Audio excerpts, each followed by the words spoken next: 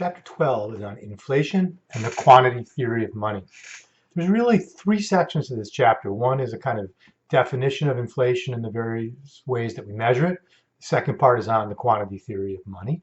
And then the third part is on the cost of inflation. What I want to do in this video is not spend any time on the cost of inflation stuff at the end. There's a supplementary video by me, actually, that goes into much more detail on that, so you can get all that from there. I'll talk a little bit about how we define inflation and sort of how we measure it, but I really want the bulk of this time, of this lecture, to be on the quantity theory of money. And the reason for that is I think it's the most, I don't know if complicated is the right word, but certainly the one part of this chapter I think that benefits most from you hearing me talk about it and explain some things in more detail. So let's take a couple minutes to talk about inflation because that's really the key here. Inflation, we usually define inflation as something like an increase in the average level of prices. That's how the book defines it. We can talk about two different reasons why that might happen, why prices might go up on average. One of them is that we have shortages of goods and services, right? So for example, a hurricane destroys crops and oil fields and whatever, and those things get more expensive, and the average level of prices can rise a little bit as a result of that. Though remember, in a case like that, people will buy less of those things as they get more expensive and substitute their expenditures into other kinds of things that will drive those prices up a bit too. But we can see changes in the average level of prices from what we might call the real side, from the side of shortages of goods and services, especially if they're very widespread. So that's inflation, right? The other way inflation happens, and the much more common way inflation happens, is from the money side. When in fact, why we see the average level of prices going up is because the supply of money has risen and risen too much, and we'll talk about what that means in a little bit. And people have more money than they want to hold. And if that seems strange, we'll talk about that shortly too. And they spend that extra money, and that drives up the prices of goods and services. What we sometimes distinguish, we talk about price inflation to talk about inflation in general, and then we sometimes talk about monetary inflation to specify the monetary cause. But in fact, since the monetary cause is almost universal, we tend to use those things interchangeably. So when we talk about inflation, we're almost always talking about something that's set off by an expansion of the money supply. And we don't build it into the definition, but that's normally what we're talking about. We'll see why in a little bit. The way we measure inflation is we try to create an index of prices. Again, there's several different options that the book talks about. The most famous one, of course, is the Consumer Price Index, which measures the average price for a basket of goods and services bought by a typical American consumer. It includes 80,000 goods and services, and it's weighted so that bigger items cost more. It tries to adjust for quality, all kinds of things that you might think of that would come into play. That's the one we talk about the most, the CPI, Consumer Price Index. Again, you can look at slide number 9 to see all three of these. The GDP deflator basically tries to look across all finished goods and services using GDP from year to year to figure out what portion of the increase in nominal GDP is due to real factors such as growth in goods and services and what's due to rising prices. And finally, we can talk about Producer Price Index, which measures the average price received by producers. That includes intermediate and finished goods and services. So that's one way of measuring the prices of inputs that producers get. All three are valid ways of measuring changes in prices and therefore measuring inflation. They just ask different questions and they look at different things. And the book, again, I think has a very good discussion of all the differences. The CPI, as I said, the Consumer Price Index is the one that gets used the most. A couple other things you might notice in the PowerPoint that I want to just note. The slide 11 shows you inflation from the post-war era, basically 1950 to 2016. You can see how things were really bad when I was growing up in the 70s and 80s, but certainly have come down to a much more stable and low amount in the last 20 years. If you look at the next slide, slide 12, you can see the cumulative effect of inflation, right, which like any other percentage sort of builds on itself on a large basket of goods, and that's basically in 1915, around the time the Federal Reserve was created, interestingly enough. That would have cost you about $10, would cost you about $241 today. I will note that measurement, though important, is a little bit complicated because we might want to also consider the fact that wages have risen. So how affordable is that new basket of goods and services to people is really the question we want to have the answer to.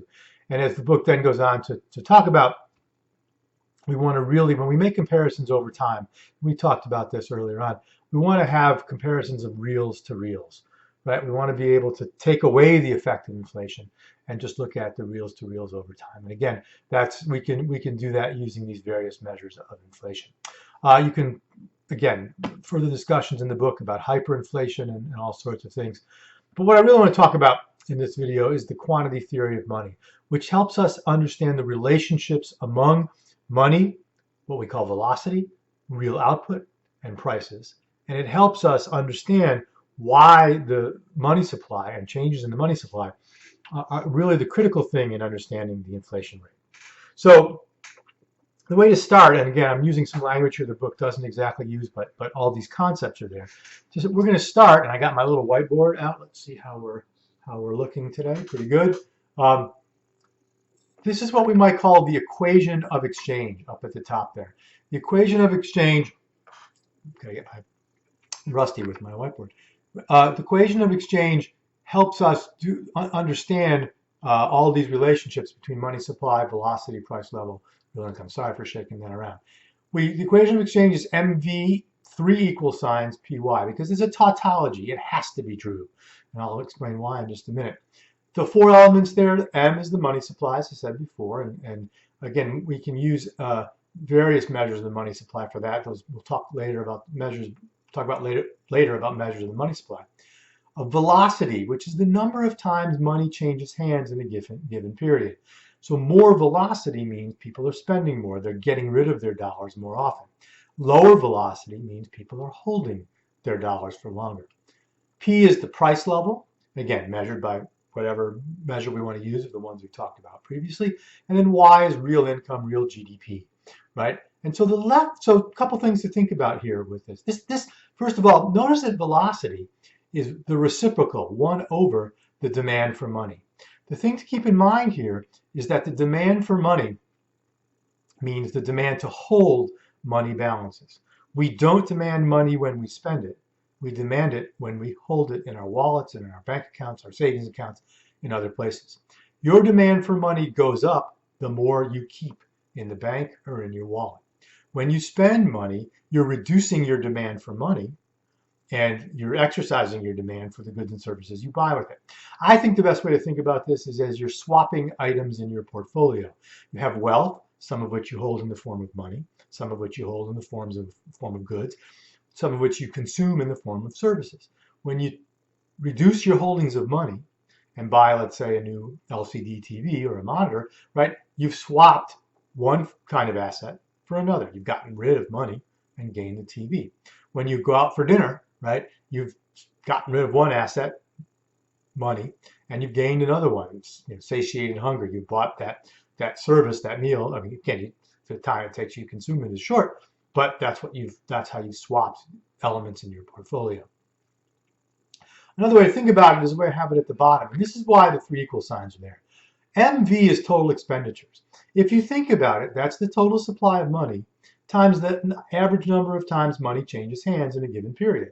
That's what we spend, right? Which is the money supply times that average number of times that money supply changes hands. That's total expenditures. PY, of course, is total income or total receipts. It's a way of measuring what it gets spent on at least final goods and services in the form of PY is what we would call nominal GDP, right, or total receipts. It's the total value of the income that people earn. So spending equals income, right? It has to be. Right? Whatever people spend is income for someone else. If we spend $3 trillion, there's $3 trillion of income for someone else. So that's why this, as stated here, is a tautology. It has to be true. Whatever gets spent gets earned by someone else. So that's where we start. And so much of macroeconomics, monetary economics starts here with the equation of exchange. It's really fundamental. In fact, if you come to my office, I have a little paper holder on my desk. That's a sort of guy, a chalkboard with a pointer. And what he's pointing to is MV equals PY. That's how important it is in our study of macroeconomics. But notice it's the equation of exchange. It's not the quantity theory of money. How do we get to the quantity theory of money? Well, to get to the quantity theory of money, we have to make a couple of assumptions, right? A theory means that we're opposing some causal relationship. So if we take our MV equals PY, and I'll show you this in just a minute, right? So if we just go down to MV equals PY, that's the world's worst looking Y, and we make two assumptions here to start with. One, an assumption that we sort of already talked about in our chapters on economic growth. And that assumption is that Y, real GDP, comes from outside the model. That is, it's given to us by solo growth or any of those other things that we talked about, right? So why, it's not that it's fixed, like permanently stable, but rather it's not determined by any of these things here. We take it as given, okay? So if we take that real GDP as given, that's our first assumption. And our second assumption is that velocity, the demand for money, is relatively stable. Okay, that is, it doesn't change its value in the short run. That the factors that affect velocity and the demand for money are really long-run factors. Okay, things that change because we change the law or institutions or technology. They're not things that tend to change day to day, week to week. So assuming that velocity is stable in this way, and that Y, real income, comes to us from outside the model. The term economists, others use for this, is it's exogenous. That means it's outside of the model. What are we left with? Well, we're left with M and P. And notice something.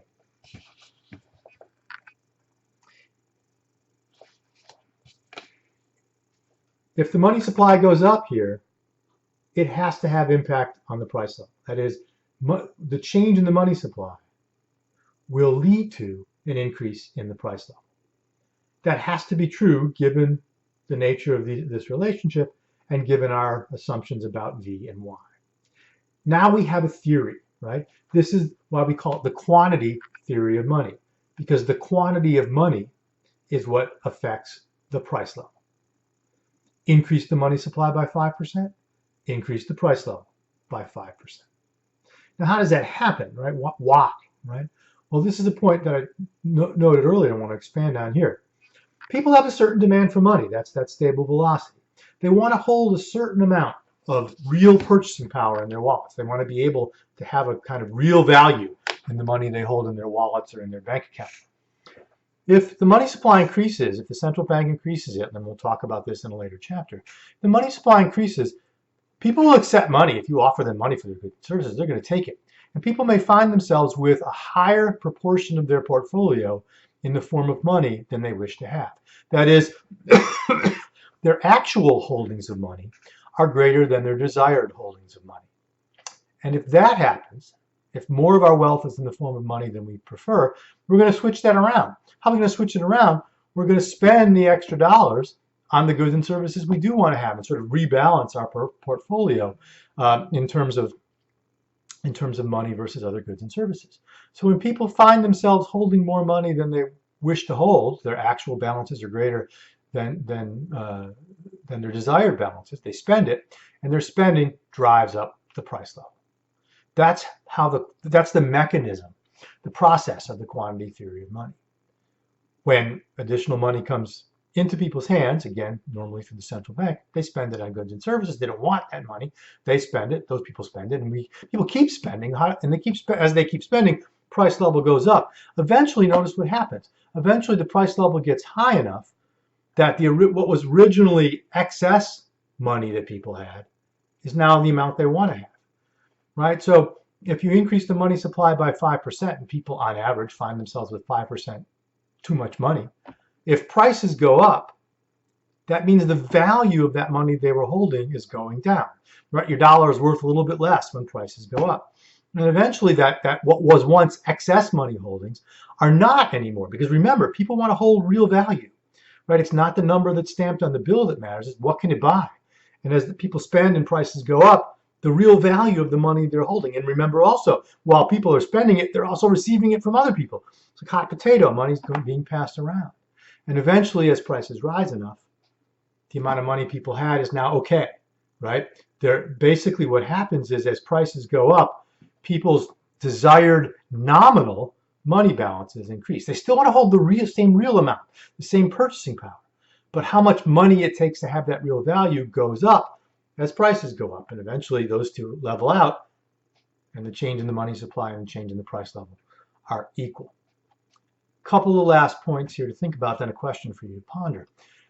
This explains, again, why increases in the price level, inflation, are, in Milton Friedman's words, always and everywhere monetary phenomena. Excess supplies of money, too much money, increases in the supply of money that lead to people holding more money than they wish to, will drive up the price level. In the long run, your book argues, right, money can't create any growth. In the short run, right, well, that spending's taking place. GDP is going to grow and it's going to look like the economy is doing better. We may even see unemployment fall in the short run. But eventually, as prices go up, right, people stop spending that extra and things come back down. And the question is, in the long run, is money really what the book calls neutral? That is, does inflation have no effect on real growth in the long run? Certainly in the short run, fair enough, right? Maybe in the medium run, but in economies that suffer from a lot of inflation, will there be no effect on real GDP? So I actually have two questions for you to think about. One, as you watch the supplementary lecture on the cost of inflation, think about that question, right? If my accounting of the cost of inflation is, if that's correct, is money really neutral in the long run? You decide.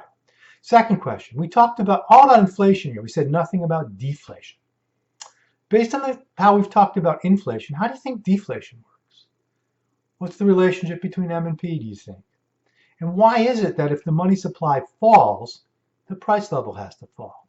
What's going to cause that to happen? What's the reverse process to what we were just talking about, where the excess of actual over desired money supplies leads to spending and drives up prices?